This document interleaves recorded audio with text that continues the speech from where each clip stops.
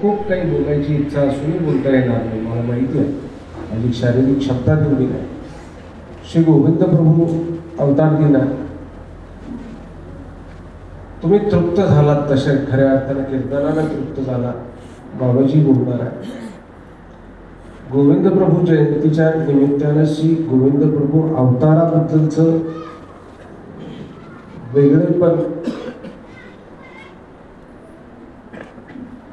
पाहू म्हटलं तर मला असं वाटतं ती वेगळी आहे. वेगळ्या ज्यांचा अवतार होणार म्हणून महाराष्ट्राला कळण्याच्या अगोदर कर्नाटकमध्ये कळाला की श्री गोविंद प्रभू बाबा रिद्धीपूरला अवतरित होणार आहे. ज्या मातीत अवतरले त्या मातीवर किती प्रेम करावं हे गोविंद प्रभू चरित्रात जाऊन पाहावं. आपल्याला आपल्या गावाचा अभिमान नाही. आपली पोरं आज नाशकात गेली, मुंबईला गेली की ते गावाकडे डोंगून पाहायला सुद्धा तयार नाही. अगदीच. पण मातीबद्दलचं किती प्रेम असलं पाहिजे. तुम्ही काय झाला तर जेव्हा एखादी नोकरी लागली, एखादी नोकरी लागते, 5-25 हजार रुपये पगार असतो किंवा लाख रुपये पगार असतो, तरी तुमच्या मातृभूमीला विसरून जाता, गावाला विसरून जाता. श्री गोविंद प्रभू बाबांना मात्र राजगादीवर विराजमान केलं होतं. राजानं राजगुरू म्हणून त्यांना स्वीकारलं होतं.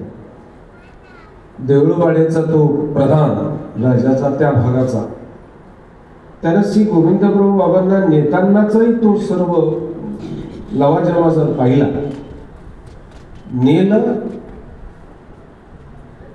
स्वतः श्री गोविंद प्रभू बाबाच्या सेवेमध्ये स्वतःला झोकून दिलं. तुम्ही नाही सहन करू शकणार, मी नाही सहन करू शकणार. ज्याला गुरु म्हणून पालखीत बसून आणलं त्या श्री गोविंद प्रभू बाबांनी स्वतः पुढे बसलेले ते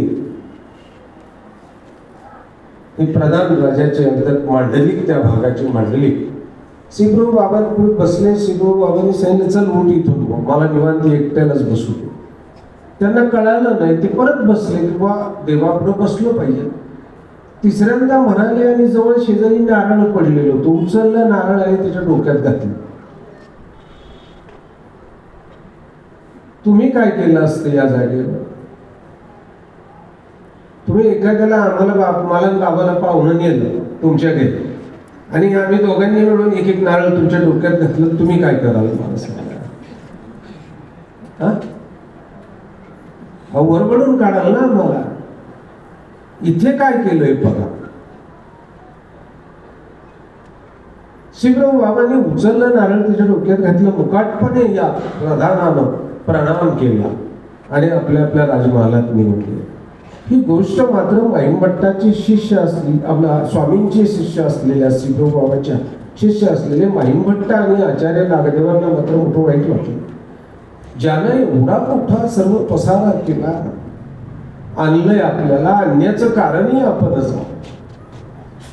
देवाचं असणं रिद्धीपूरला कळत नव्हतं, पण देवाचं मात्र रिद्धीपूरच्या मातीवर प्रचंड प्रेम होतं, प्रचंड प्रेम होतं.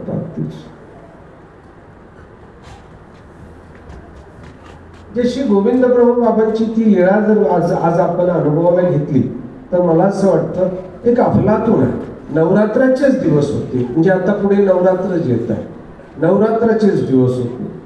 गावात दोन्ही प्रकारची लोक असतात, समाजामध्ये असतातच ती अगदी. आणि मला असं वाटतं समाजाचं ध्रुवीकरण त्याच्याशी होत नाही. समाजात असतातच चांगली आणि वाईट या दोन्ही प्रवृत्तीची माणसं असतात. रिद्धीपूर सारख्या त्या काशी नगरात सुद्धा 2 प्रकारची माणसं होती. नवरात्राची जे घट मांडायचा हा कुठे मांडायचा, चर्चा सुरुवात झाली की कुठल्या मठामध्ये हा घट ठेवायचा. पूर्वी घराघरामध्ये नाही, कुठेतरी गाव एकत्र बसवायचं. नंतर ती आता परत परंपरा आली, कुठेतरी एका मंदिरामध्ये कुठेतरी त्या घटाची स्थापना व्हायची. आणि मग कुठे स्थापना करायची? काहींनी सांगितलं या मंदिरात करू, त्या मठात करू. पण याच्यातला एक म्हणजे विघ्न संतोषी वर्ग होता की ज्याला त्याच्याशिवाय काही उद्योगच नसतो बघा. त्या वर्गाचा आणि या श्री प्रभू बाबांच्या परिवाराचं पटत नव्हतं. श्री गोविंद प्रभू बाबांच्या परिवाराचं पटत नव्हतं. का पटत नाही? संन्याशांची लोकांचं कळतच नाही. काही घेणं देणं नसतं. पण संन्याशाची एक प्रत्येक गोष्ट आम्हाला अगदी डोळ्यात येत असते. काय येते कळत नाही. तुम्ही करा ना, तुम्ही नैतिकता जपा. नैतिकतेनं तुमच्या जीवनामध्ये सुजलाम सुफलामता येते का नाही बघा. आपण आपली नैतिकतेचं अधपतन करतो आणि अधपतित झालेल्या विचारांना तुम्ही जर कमवत असाल तर त्यातनं शांती आणि समृद्धी नसतेच बघा. हा संन्यासी आहे, याच्या अंगावरची कपडे बघा मळालेली आहे, पण चेहऱ्यावरचं तेज मात्र असं वाटतं की तुमच्यापेक्षा करोडपती आहे. त्याला कळलं नाही ना, कारण तिथे असलेली शांती, तिथे असलेली वैचारिक समृद्धी, सात्विकता, त्यामुळे ती श्रीमंती दिसत असते. त्यांच्या त्या कपड्यातनं ओसळते, डोळ्यातनं ओसळते, त्यांच्या चालण्यातनं ओसळते. 80 वर्षाचा म्हातारा किंवा तरुणांना सुद्धा शोभेल इतका तेजस्वी दिसत असेल तर त्या संन्याशीची चूक नाही, त्याच्यामध्ये असलेल्या परमात्मीय शक्तीची ती सर्व लीला. परंतु एक समाज, विशिष्ट समाज असा की ज्याला सर्व गाव सुटून जातं आणि गावातला एखादा फकीर पकडतात आणि त्याच्या मागे लागून जातात. अगदी अशी गावातली रिद्धिपूरची मंडळी श्री गोविंद प्रभू बाबांच्या त्या परिवाराचा द्वेष करायची आणि त्यांनी सांगितलं यांना काही पद्धतीनं त्रास द्यायचाच नाही, आपल्याला कुठल्याही पद्धतीनं त्रास द्यायचा. आणि मग हा नवचंडीचा जो घट आहे तो जर मांडायचा असेल तर तो त्या मठामध्येच मांडायचा, जिथे श्री प्रभू बाबांच्या शेजारी एक छोटा मठ आहे, तिथेही मंडळी राहते. मांडला, हा ईश्वरी होता, मांडला. थोड्या वेळाने गावातनं खेळक्रीडा करून आली आणि त्यांनी पाहिलं ते सगळं. सप्तधान्य टाकलेलं आहे, तो माठ मांडलाय, तिथे नाना ती पूजा साहित्य वगैरे करून टाकलं. परिवाराने काहीच केलं नाही, भक्त परिवाराने मुकाट, त्याच्यात काय वेगळं. मांडला, तुम्ही मांडला, दिवे लावले. परंतु श्री गोविंद प्रभू बाबा गावातनं खेळक्रीडा करून आली, त्यांनी ते पाहिलं. त्या परमात्म्याला ही गोष्ट कळू नये का हो? तुम्ही मातीचा चिखल ठेवला म्हणजे त्याच्यात दैवी सामर्थ्य येईल असं कसं काय तुम्हाला वाटतं? त्याच्या बायकोच्या डोक्यावर हात ठेवून ती धडाची बायको होत नाही तुमची, पोरगं तुम्हाला बाप म्हणत नाही आणि तुम्ही दगडावर हात ठेवून त्या दगडाला सांगता तू देव हो, कसं शक्य आहे? एवढीच सामर्थ्य आहे का तुमच्या? श्रीप्रभू बाबांच्या ते लक्षात आलं की हा पोरगटपणा. आणि श्रीप्रभू बाबांनी अगदी तो जो घट मांडला होता तो उचलला, फोडला, ते सर्व इतस्त विखरून टाकले, सर्व आपण दिलं.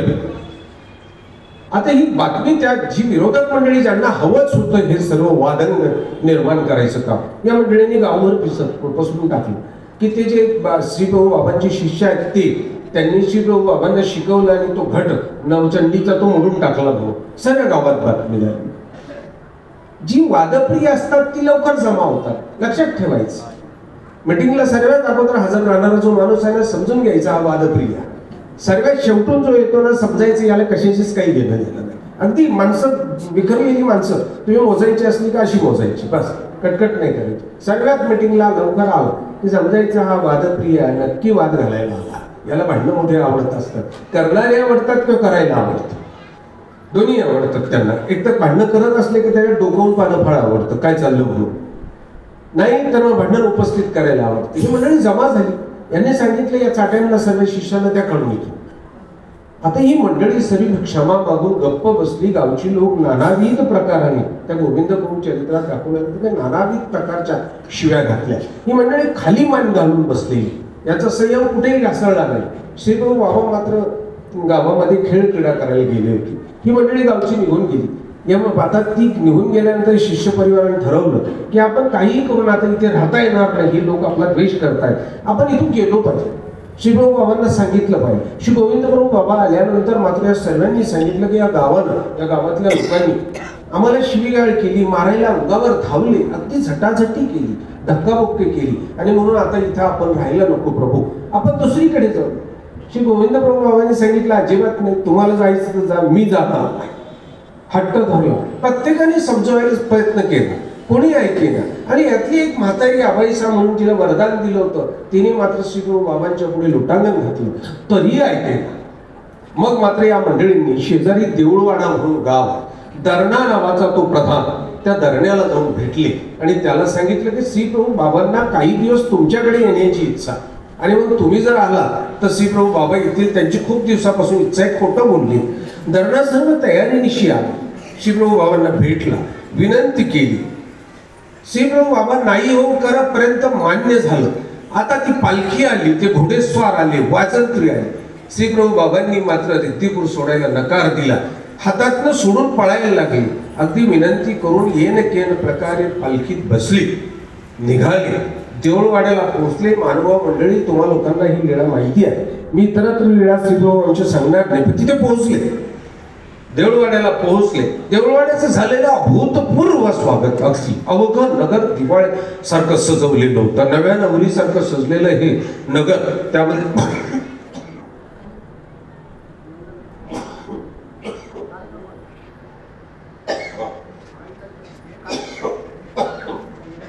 कदाचित तुम्हालाही कळालं नसतं, आजारी झाले, खोकला येणंही गरजेचं होतं. मी केव्हाची वाट पाहतो तानाजी, काय येत नाही, आला म्हणजे पुरामध्ये यायची गरज.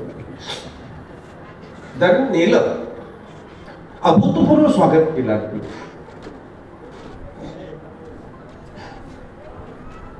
तो राजमहल उघडून दिला, आता सिंहासनावर विराजमान केलं, पूजा पाठ झाला. 2-3 दिवसात श्रीप्रभू बाबांनी सुरुवात केली रिद्धिपूरला निघण्याची. 4 दिवस झाले, 8 दिवस झाले, मात्र श्रीप्रभू बाबा दम काढेना. इकडे मात्र रिद्धिपूरची अवस्था बघा कशी झाली होती. रिद्धिपुरामध्ये आता रोगराई आली, भांडणं व्हायला लागली, अपघात व्हायला लागली, आजार. अगदी श्री गोविंद प्रभू चरित्रामध्ये सांगितलं की लोकांना खरूज झालेली होती, नायटा झाला होता, गुलाब व्हायला लागली, घराघरामध्ये भांडणं व्हायला लागली, अवकाळं पसरायला लागली सर्व रिद्धिपूरमध्ये. विद्वान लोकांनी विचार केला की कोणाला तरी दाखवलं पाहिजे, म्हणून शेजारी असलेल्या एका विद्वानाला ती माहिती विचारली का असं का होतंय. आणि मग त्यांनी पंचांग पाहून सांगितलं की इथं परमेश्वरी अवतार होता, गावानं त्रास दिल्यामुळे गावावर नाराज होऊन ही सगळी मंडळी गेली इथून, आणि देवाच्या जाण्यानं या गावावर ह्या उकळा आलेली आहे. आता विद्वानांना कळालं की अरे काय झालं, आणि मग ही मंडळी आता देऊळवाड्याला श्री गोविंद प्रभू बाबांना समजवण्याकरता गेली. श्रीप्रभू बाबांना मात्र ती मंडळी पाहताच मोठा आनंद झाला. बघा तुम्ही काय विरोधाभास आहे. मी तरुणांना सांगतोय, आमच्या मुलं जी नाशिक मुंबईला जात आहेत, सध्या पुण्याला जात आहेत, त्या मुलांना सांगतो की आपल्या मातीबद्दलचं किती अभूतपूर्व आणि अफलातून प्रेम आहे, की आपल्या गावची लोक आली असं पाहिल्यानंतर सुद्धा श्रीप्रभू बाबांना आनंद झाला. ज्या लोकांनी श्रीप्रभू बाबांच्या शिष्यांना त्रास दिले, जाण्याला भाग पाडलं रिद्धिपूर सोडून, परंतु तरी आपल्या गावातली लोक आलेली पाहून श्रीप्रभू बाबांना आनंद झाला. अगदी हसायला लागले, इकडे तिकडे फेरे घालायला लागले की खूप काहीतरी वेगळा दिवस आहे भाऊ आनंदाचा म्हणून. त्यांनी विनंती केली आणि श्रीप्रभू बाबा लगेच त्यांच्यावर निघाले सुद्धा. नाईभट्टांनी मात्र अडवलं, त्यांना सांगितलं की श्रीप्रभू बाबा रिद्धिपूरला येतील, तुम्ही माफी मागितली काही हरकत नाही, आम्ही येऊ, परंतु श्रीप्रभू बाबांना अशी एक जागा द्या की ज्या जागेचा परत वाद व्हायला नकोय. तुम्ही परत तिथं कोणीतरी मडका आणून मांडाल, कोणी झेंडा आणून लावाल, असं नको, एक स्वतंत्र द्या. आणि गावाने सांगितलं की गावात असलेल्या मठापैकी कुठलाही मठ श्रीप्रभू बाबांना जो आवडत असेल, जो मंदिर आवडत असेल, ते श्रीप्रभू बाबांना देऊन टाकले. मात्र माईभट्टांनी अत्यंत बुद्धिवानपणे मानवभाव पंथाच्या इतिहासातली पहिली खरेदी आहे, 800 वर्षापूर्वी झालेलं पहिलं खरेदी खत आहे. ताम्रपत्रावर खरेदी खत व्हायचं, तांब्याच्या पत्र्यावर ते खरेदी खत नोंदवले जायचं, मानवभाव पंथाचं पहिलं खरेदी खत आहे. हा, या 2 गोष्टी मी अगदी आवर्जून सांगेन की मानवभाव पंथातला आपल्या हिंदू धर्मातला पहिला न्याय निवाडा त्र्यंबकेश्वरला झाला, आणि मानवभाव पंथाचं पहिलं खरेदी खत हे रिद्धिपुरात झालं. म्हणजे आपल्या हिंदूंचं पहिलं खरेदी खत हे तिथं झालं. धर्म भाषेतलं म्हणतो, बाकीच्यांची मला काही घेणं नाही. पहिला न्याय निवाडा तो त्र्यंबकेश्वरला झाला. आपण सर्व विसरलो की न्यायदानाची काही ठिकाणं ठरलेली होती महाराष्ट्रातली. मग पहिलं ठिकाण होतं पैठण, की पैठणला न्याय दिला जायचा. मग पैठणला जर न्याय झाला नाही तर मग तो नांदेडला जायचा, मग नांदेडला जर न्याय झाला नाही तर मग तो त्र्यंबकेश्वरला यायचा, आणि त्र्यंबकेश्वरला जो न्याय झाला त्याला मात्र अपील नसायचं काही. सर्वोच्च न्यायालय होतं आपलं, महाराष्ट्राचं सर्वोच्च न्यायालय त्र्यंबकेश्वर होतं. हा न्यायनिवाडा कसा झाला होता की विठ्ठलपंत आणि रुक्मिणी देवी दानोबांच्या आईवडिलांचा न्यायनिवाडा पैठणलाही झाला नाही, मग नांदेडलाही झाला नाही, आणि तो त्र्यंबकेश्वरला झाला. इतका भयानक झाला की त्र्यंबकेश्वरचा झालेला न्यायनिवाडा अगदी त्यांनी सांगितलं की तुम्हाला शुद्धीपत्रासाठी देहांत प्राश्चित घ्यावं लागणार आहे, आणि मग तुमच्या मुलांचे मुंजी बंधन होईल. बघा तो त्यावेळचा न्यायनिवाडा एक समकालीन न्यायनिवाडा. समकालीन आहेत तेव्हाचा आता. मी अजून एक न्याय निवाडा सांगतो तुम्हाला, अजून एक घटना पुढे सांगतो. खोकला नाही आला पाहिजे म्हणजे बरं आहे, आपण 30 मिनिटं तर नक्कीच करूया. अजून एक न्याय निवाडा सांगतो. इथे मात्र हा न्याय निवाडा सुरुवात झाला की तुम्ही ताम्रपत्रावर लिहून द्यायचा खरेदी खत. यांनी सांगितलं अहो श्री गोविंदप्रभू बाबांकडनं आम्ही पैसे घ्यायचे कसे, तो मठ विकायचा कस काय, देवाला कस काय विकायचा. यांनी सांगितलं नाही ते देवाला विकावं लागणार आहे. बघा तुम्ही देवाच्या नावावर झालेली प्रॉपर्टी देव विकत घेतो आहे आणि देवाला विकणारा समाज आहे. ज्या रिद्धिपूरचं एक पावित्र्य आहे की जिथं देवाने विकत घेतलेलं घर देवाला राहण्याकरता बांधलेली मंदिरं कुणाचीच नाही आहेत. मला सांगा मारुती मंदिरला असलेली जमीन मारुती रायांच्या उपयोगी आहे का हो. त्याच्या अंगावर शाल टाकायला सुद्धा त्या जमिनीचे 2 रुपये मिळत नाही. अख्खं गाव त्या मारुतीच्या मंदिराची ती जमीन खाताय. आमच्या म्हणजे गणपतीच्या मंदिरची जमीन खाताय, पण तो गणपती उघडाच बसलेला. गणपती बसवायचा गावात म्हटलं ना, आता गणपती राय चाललं, गणपती गावात बसवायचा असेल तर सगळ्या गावात वर्गणी जमा करावी लागते. पण गणपती रायाची 50 एकर जमीन आहे, त्या जमिनीची 5 रुपये सुद्धा मात्र त्याच्या उपयोगी जात नाही. किती भयानक दृश्य आज महाराष्ट्रातलं. किती देवस्थानांच्या मंदिरा, किती देवस्थानांच्या जमिनी आज ओस पडलेल्या आहे. इथे मात्र बघा तुम्ही श्री गोविंद प्रभू बाबांकरता एक घर राहायला घ्यायचं ठरलं आणि त्याची किंमत 60 रुपये ठरली. त्यावेळेला 60 रुपये किंमत ठरली. ताम्रपत्रावर खरी किती खत झालं लिहिलं. ही गेली श्री गोविंद प्रभू बाबा यांनी सांगितलं भक्त परिवारांनी आणि त्या दाभोळकरांनी 2-3 दिवस आमचे आम्ही आता थाटानं श्री गोविंद प्रभू बाबांना पोहोचवतो. पण गोविंद प्रभू बाबांना मात्र धीर नव्हता आपल्या मातीत जाण्याचा की मी आता माझ्या मातीत गेलो पाहिजे म्हणून. तरी समजवलं, अडवून धरलं, बंदोबस्त केलाय. त्या राजवाड्याचे सर्व दरवाजे बंद केले, एकच दरवाजा उघडा होता. सर्व खिडक्या बंद केल्या, खिडक्यांवर पहारेकरी होती, बाहेरून सुद्धा सर्व पहारेकरी होती. मातृभूमीचं वेळ किती असलं पाहिजे हे उदाहरण शोधायचं आहे ना. चारी बाजूला उभी होती. श्री गोविंद प्रभू बाबा मधल्यामध्ये फिरायचे. ते कधीतरी त्या दरवाजावाल्याला सांगायचे उघड रे, तो सांगायचा नाही, दगडांनी नाही सांगितलं, राजाने नाही सांगितलं म्हणून. 2-3 दिवस निघून गेले आणि एक दिवस मात्र श्री गोविंद प्रभू बाबांनी त्या सेवकाला हुलकावून गेली, खिडकी उघडली आणि थेट खिडकीतून पळत निघाली. कळाली बातमी सर्वांना की श्री गोविंद प्रभू बाबा खिडकीतून उडी मारून रिद्धिपूरच्या दिशेने पळतायत. मग सगळी मंडळी गेली, त्यांना सावरलं, त्यांच्या पुढे अंग टाकलं, विनंती केली की आपण 2 दिवसाने जाऊया. आणि मग विनंती करून परत आणलं. पुनश्च श्री गोविंद प्रभू बाबांना 2 दिवसाने मग पालखी सुटून रिद्धिपुराला आणलं. ज्या क्षणी रिद्धिपुराला श्री गोविंद प्रभू बाबा आले त्या क्षणी मला वाटतं गावातला कण प्रफुल्लित झाला. अवघ्या गावामध्ये परत एक वेळा दिवाळीचा सण साजरा झाला. माझा गोविंद प्रभू देव मात्र अवघ्या रिद्धिपुरामध्ये फिरत होता, आनंदानं नाचत होता, प्रत्येकाला दर्शन देत होता. मातीचं असलेलं ऋण, मातीवर असलेलं प्रेम. आज मात्र आपल्या गावच्या मातीवर आपलं प्रेम दिसत नाही. मला सांगा, आपल्या मातीचं आपल्याला आकर्षण नाही. हळूहळू आपल्याला गावाचं आकर्षण नाही, तालुक्याचं नाही, याहीपेक्षा देशाचंही आकर्षण राहिलं नाही. आमची पोरं आता युरोप अमेरिकेत गेली पाहिजे म्हणून आम्ही आग्रह करतो. मात्र सावरकरांनी मातृभूमीला दिलेला आवाज त्या समुद्राच्या काठावर गेल्यावर मग कळतं. त्या समुद्राच्या तीरावर उभे होते सावरकर, त्या पाण्याशी संवाद साधत होते. तुम्हाला नाही साधता येणार. त्या पाण्याशी संवाद साधत होते, त्या समुद्राच्या त्या पाण्याला सांगत होते, सागरा तू त्या तीराला जाऊ शकतो ना रे, माझ्या मातीच्या तीराला जाऊन सांग, तुला भेटण्याकरता माझा जीव तळमळ. इकडे मात्र 500 परिवार झाला. सर्वज्ञ चक्रधर महाराज निघून गेले. परभणीजवळ निघाला एक आश्रम आहे, तिथे आश्रमात आचार्य श्री नागदेव राहायला गेले. एक दिवस आचार्य श्री नागदेवांचा देवदर्शनाला जाणं झालं.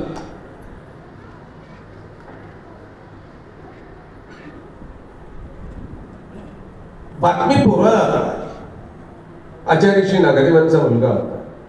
संत मंडळी इथं बसलेली आहेत. या मुलाचं नाव आमच्या संत मंडळींना माहिती आहे नक्कीच, महेश्वर पंडित नाव होतं यांचं. महेश्वर पंडिताला कळालं की आपला बाप मेला. 1000-1500 लोकांचा हा गुरु असलेला अवघा महाराष्ट्र मानणारा महाराष्ट्राचा राजा सुद्धा तिथे नतमस्तक होत होता. असा हा आपला बाप वारला.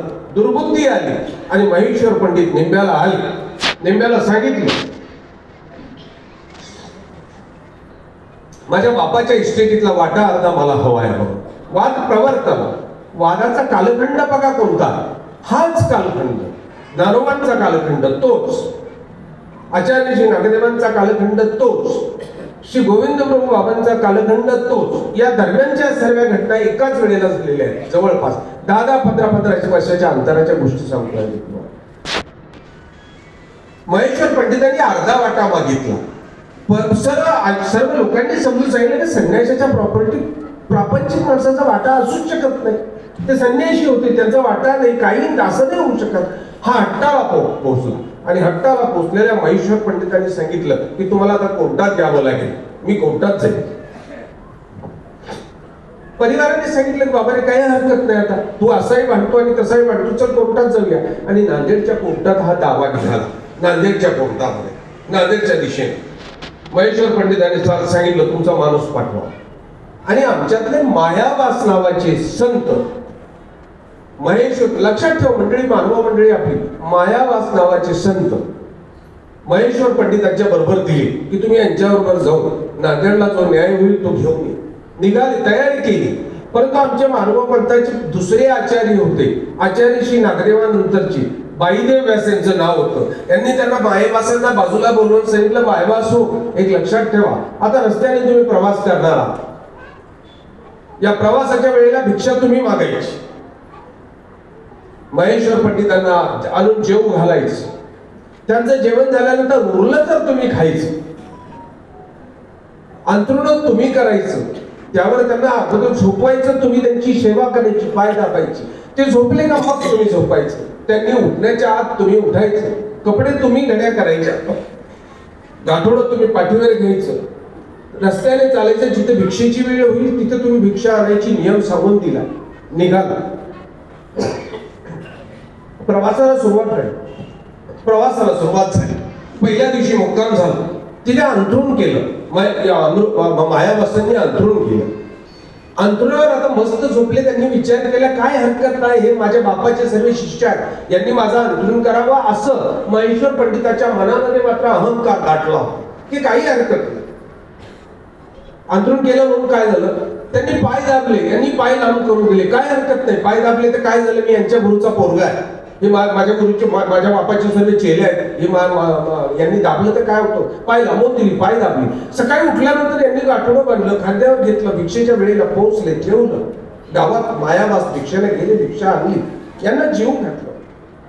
अहंकारानं जेवण केलं. अगदी यथेच्छ, उरेल सुरेल काही विचार नाही केला, यथेच्छ जेवण केलं. मायावासाने उरलेलं होतं ते तेवढं खाल्लं. परत प्रवासाला, परत संध्याकाळ, परत प्रवास, परत संध्याकाळ. 3-4 दिवस गेले. नेमका ते नांदेड मोठा अंतर आहे. 3-4 दिवस गेले. एक दिवस पाय दाबत असताना, मायावास पाय दाबत असताना मात्र आता विचार सुरुवात झाला. एक लक्षात घ्या, त्याग अत्यंत महत्वाचा आहे. नम्रता पराकोटीची असली पाहिजे. मला असं वाटतं नम्रतेचा परमोच्च शिखर संतांच्या या वागणुकीने निर्माण झाला आणि म्हणून तर मला असं वाटतं सर्व जन्माला आलं. हा नम्रतेचा परमोच्च. आणि जो भिंत चालू शकतो ज्ञानोबा, ज्या ज्ञानोबाला भिंत चालवता येते, ज्या ज्ञानोबाला रेड्याच्या डोक्यावर हात ठेवल्यानंतर रेडा जर भेद मधू शकत असला, काखेतली झोळी काढून फेकणाऱ्या त्या एका पंडिताला धडा शिकवणं कठीण होतं. सांगता येईल तुम्हाला नावायचं पण.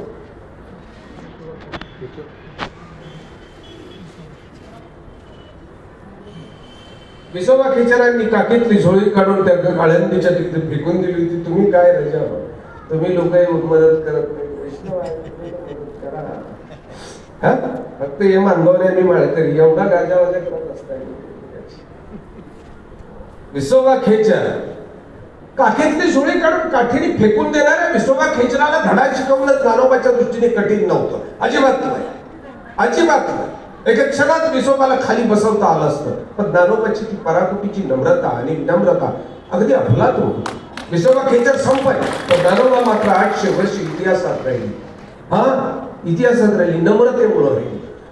इथे मायावास मात्र पाय दाबत होते आणि इथं महेश्वर पंडित विचारत होते, अरे 4था दिवस आहे, 4 दिवस झाली, आपण मस्त पाय हा दाबतोय, काय खातोय आपण याला विचारलं नाही, आपण जेवण करून घेतोय, आपण त्यांना कोर्टात घेऊन चाललेलो आहे न्यायासाठी, अर्धा वाटा मागायसाठी यांच्याशी भांडायला लागलो. ते आहेत कोणत्या विचाराची.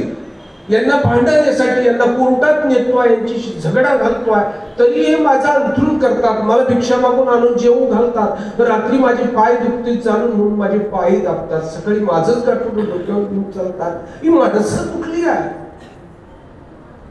रात्रभर विचार चाललेला होता, रात्रभर विचार केला. सकाळी मात्र मायावास उठले आणि महेश्वर पंडिताचा अंथरूण जमा करायला गेले. आणि महेश्वर पंडितांनी अंथरूण हातात हात धरलं आणि मायावासांना विचारलं, का हो, का वागतात तुम्ही अशी? तुम्हाला मी कोर्टात घेऊन चाललोय, मला अर्धा वाटा पाहिजे म्हणून मी धुराग्रह करतोय, तुम्हाला लोकांशी भांडण केलंय मी, तुम्ही मात्र माझी सेवा करताय, भिक्षा मागून आणताय, माझे पाय दाबताय, मला जेव घालताय. 4 दिवसात मी तुम्हाला विचारलं नाही हो तुम्ही जेवलात का नाही म्हणून, 4 दिवसातही विचारलं नाही, तुम्ही आहात काय नेमकं? मायावासांनी मात्र हात जोडून सांगितलं, पंडित हो, आम्ही तुमची सेवा नाही करत, आम्ही तुमची सेवा नाही करत, आचार्य श्री नागदेवाचा पुत्र म्हणूनही सेवा करत नाही, परंतु कधी काळी सर्वज्ञ चक्रधर महाराजांचा स्पर्श तुम्हाला आला आहे आणि त्या स्पर्शानं पावन झालेल्या तुमच्या जीवनाला आम्ही सेवा करतो. महेश्वर पंडित स्वतःकडे पाहायला लागला, केवळ देवाचा स्पर्श झाल्यानं, केवळ स्पर्श झाल्याने मी इतका पावन झालो की ही लोक माझी सेवा करतायत. डोळ्यात नासवर राहिला. देवाच्या स्पर्शानं जर हे होत असेल तर देवाचं अंतःकरणात जर वास्तव्य व्हायला लागलं तर माझ्या जीवनाचं काय होईल म्हणून महेश्वर पंडितांनी हात जोडले आणि त्याने सांगितलं, अरे बाबा रे, मला नको आहे ती संपत्ती, नको तो वाटाही नको, काहीच नकोय मला, मी निघालो आता परत. मायावासांनी सांगितलं, नाही, अजिबात नाही, आपल्याला न्याय निवाडा करण्याकरता नांदेडला जावं लागेल, कारण मला माझ्या गुरूंनी आज्ञा दिलेली आहे, तुम्हाला आपल्याला तिथं जावं लागेल. महेश्वर पंडितांनी सांगितलं, अहो मलाच नको आहे ना, आता तुम्ही काय न्याय निवाडा करता? त्यांनी सांगितलं, अजिबात नाही, न्याय निवाडा करायला नांदेडला जावं लागेल. महेश्वर पंडितांनी सांगितलं, तुम्हाला माझं लिहूनच पाहिजे ना, गावातल्या पाटलांना बोलवलं, महाजनांना बोलवलं, सांगितलं माझं लिहून घ्या की संन्यासाच्या प्रॉपर्टीमध्ये माझा अजिबात काही संबंध नाही, मी माझे सर्व काही हक्क सोडलेले आहेत. लिहिलं, ताम्रपत्रावर दिलं, ताम्रपत्र हातात दिलं आणि हात सोडून विचारलं, अहो मी विष होऊन प्रवर्तला, मी विषासारखं तुमच्याशी वागलो, तुम्ही अमृत होऊन प्रवर्तला, तुम्ही मात्र माझ्याशी अमृतासारखं वागला. या मायावासांचं अमृत आहे मायावास असं पुढे नाव ठेवलं. बघा तुम्ही न्याय निवाड्याच्या तिन्ही पद्धतींकडे पाहिलं तर श्री गोविंद प्रभू बाबांचा तो प्रकार बघा की ज्या श्री गोविंद प्रभू बाबांच्या राहण्याकरता राजमठ विकत घ्यावा लागलेलं ते ताम्रपत्र, श्री प्रभू गोविंद प्रभू बाबांचं ते रिद्धिपूर्वा, त्या मातीवरचं प्रेम, त्या मातीवर असणाऱ्या प्रेमाचं कारणही मला असं वाटतं मी गेल्या वर्षी सांगितलं असेल. सज्जनो, दमाय लागला आपल्याला सर्वांना, खूप काही अजून बाबाजी बोलणार आहे, आपल्या सर्वांना हे सर्व ऐकायचं आहे. कीर्तनात नाही तुमचं प्रबोधन झालेलं आहे. मी काळजी करतो की माझी 9 तारखेपासून माझी भागवत कथा सुरुवात होते नांदेडच्या पुढे, त्याच्यामुळे इथून पुढे आता आम्ही सलगपणे कार्यक्रमासाठी आपली किती चांगली तब्येत आहे याची काळजी करतो. माझी तुमच्याशी खूप बोलण्याची इच्छा आहे. वेळेचे आपण रसियाला सुद्धा शुद्ध होण्याकरता रिद्धिपूरला यावं लागलं होतं. कधीतरी हा रिद्धिपूरचा इतिहास सुद्धा महानुभावपंथीय उपदेशांनी असलेल्या शेजाऱ्याला समजून सांगितला पाहिजे की बाबा रे, काही हरकत नाही, तुझ्याही रामला जा, गेला, परंतु रिद्धिपूरला सुद्धा गेला पाहिजे. पापमुक्त होण्याची जागा आहे. ज्या नरसिंहाला मारून टाकलं त्याला, हिरण्यकश्यपाला, पोरगा नारायणाचा भक्त आहे म्हणून हिरण्यकश्यपाला मारून टाकलं. मारणार तुम्हाला माहिती, मी कथा नाही सांगणार तुम्हाला, कधीतरी वेळ आली का आपण या विषयावर बोलूया. काय होतं, सीताराम पाटील आंधळेंनी हे सर्व बीजारोपण केलं आणि मग त्यांनी एक संकल्प केला की मी एक भागवत करेल. आता त्या बिचाऱ्यांनी एक भागवत करेल असा संकल्प आहे, त्या दरवर्षी भागवत करेल असा संकल्प आहे. आम्ही सोयीचा अर्थ काढतोय की एक भागवत करायचा संकल्प होता, पण कदाचित दरवर्षी करायचा संकल्प असेल, काय सांगावं त्याच्यात. पण आपली सोय आहे ना, आपण एकाच वर्षात सगळं भागून घेतलं. परंतु कधी काळी जर योग आला तर मी हिरण्यकश्यपाची पूर्ण घटना तुम्हाला पडायला लागली. जमदाग्नी आणि रेणुका बिनवत होते नका नेऊ म्हणून, तरी हा ऐकत नव्हता. आता गाय येत नाही म्हणून गायीच्या अंगावर शस्त्र घालायला सुरुवात झाली. गायीची शस्त्र वाचावीत म्हणून जमदाग्नीने आणि रेणुकेने मध्ये अंग टाकलं. दोघही शस्त्राने घायाळ झाली, रक्ताच्या थारोळ्यात पडली. गाय गेली नाही, रक्तबंबाळ झाली. आता प्राण कंठाशी आला, येत नाही म्हणून सहजता अर्जुनाने हात सटकले आणि तडातडा निघाला. जाऊ द्या मरू द्या म्हणून सर्व इकडे मात्र रेणुका आक्रोश करत होती. जमदग्नी बेशुद्ध झाली होती. आक्रोश करणाऱ्या त्या रेणुकेचा आवाज परशुरामापर्यंत गेला. स्वर्गात परशुराम आला. आईची ती अवस्था पाहिली, बघा लक्षात घ्या, आईची ती अवस्था पाहिली. दोन्ही गोष्टी एकाच वेळेला समजून घ्या. मी तुम्हाला 2-3 घटना एकाच श्री गोविंद प्रभू बाबा समजवतो, मी दत्तात्रय महाराजांना समजून सांगतो. सर्वज्ञांची छोटीशी गोष्ट मध्ये आणून तीही समजून देतो तुम्हाला. रेणुकेनं आवाज दिला, परशुराम आला. परशुराम आल्याची जागा रिद्धिपुरच आहे. आला. आईने सांगितलंय, बाबा रे असं असं घडलंय, माझं दफन मात्र कोऱ्या भूमिकेवर केलं पाहिजे, कोरी भूमी असली पाहिजे. आता परशुरामाला कुणा माहिती आहे कोरी भूमी म्हणजे काय? रेणुकेनं सांगितलं, बाबा रे हे तुला माहिती करण्याकरता ही माहिती तुला श्री दत्तात्रय महाराजा व्यतिरिक्त कोणी देऊ शकत नाही. कोणी देऊ शकत नाही. याने विचारलं कुठे आहेत ते? मग सांगितलं रेणुकेने सांगितलं की श्री दत्तात्रय महाराज हे सह्याद्रीच्या पर्वतावर आहे. ही गोष्ट थोडी पुढे नेऊन मग तुमच्या लक्षात येईल मी काय सांगतोय. सह्याद्रीच्या डोंगरात आहे. आता कावड तयार केली, आई बापाला घेतला आणि परशुराम निघा सह्याद्रीच्या डोंगरामध्ये शोधायला लागला. आता दत्तात्रय प्रभू आईने सांगितलं होतं श्री दत्तात्रय महाराजांचं दर्शन झालं की कावडीला कोंब येणार आहे. एक क्षण आला, समोर पारध्याच्या वेशात येणारी व्यक्ती दिसली. काळा आवाज आला आणि त्या वाळलेल्या बांबूला कोंब आली. परशुरामाच्या लक्षात आलं की हे दत्तात्रय महाराज डोकं घातलं, बाजूला सरकले तरी घातले आणि विनंती केली. माझ्या आईनं सांगितलं की आम्हाला कोऱ्या भूमिकेवर तिथं भूमीची असेल तिथं अग्निडाग द्या. बघा तो अग्निडाग दिला वगैरे तुम्हाला हे सगळं माहिती. मला एवढं अगोदर सांगा, माहूरला गेल्यानंतर अगोदर दत्तात्रय महाराज का अनुग्रह लोक आहे? अगोदर काय? सह्याद्रीचा डोंगर कोणाच्या मालकीचा? श्री दत्तात्रयांच्या का रेणुकीच्या? तुम्ही गपलत काय करताय? तिथे अगोदर दत्तात्रय महाराजांना भेटता का रेणुकाईला भेटून निघून येतात? दत्तात्रय महाराजांच्या चरण स्पर्शाने पावन झालेली माती आणता की नवरा जगावा म्हणून कुंकू आणता? काय आणता? अगोदर काय केलं पाहिजे? माहूरला गेल्यानंतर काय?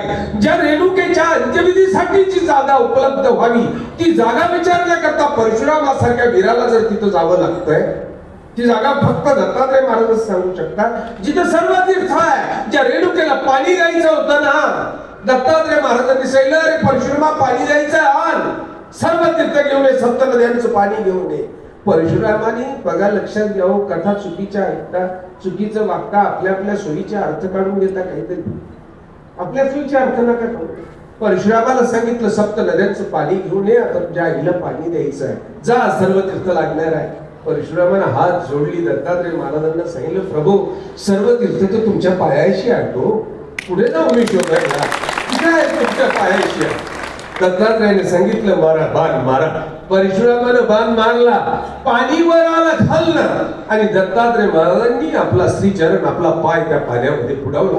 हे पाणी रेणुकेला दिलं. बघा मग सर्व तीर्थ कुठे आहे? तिथे आहे. मग तुमची सर्व तीर्थाची भेट झाली? गेलं पाहिजे ना. रेणुकीच्या अगोदर जावं लागेल ना हो सर्व तीर्थावर. गेला?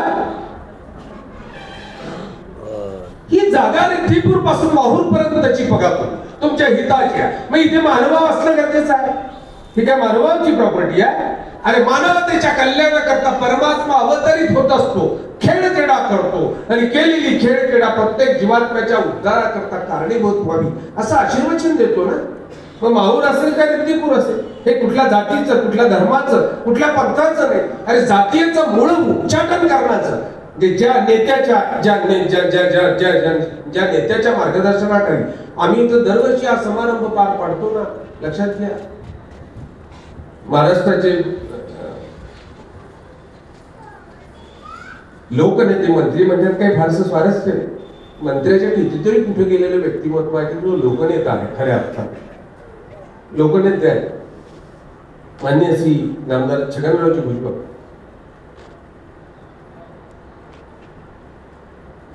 जातीयतेचा बिमोड करणाऱ्या ज्योतिबांची पालखी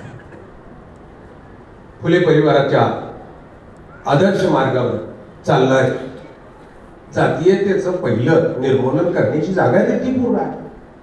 हा जातीयतेबद्दल परखड मत श्री गोविंदप्रभू बाबांनी तिथं मांडलं, पहिलं मत मांडलं. भाकरीला जात नसतं हा पहिला विचार तिथे रीतीपुरात मांडला गेला.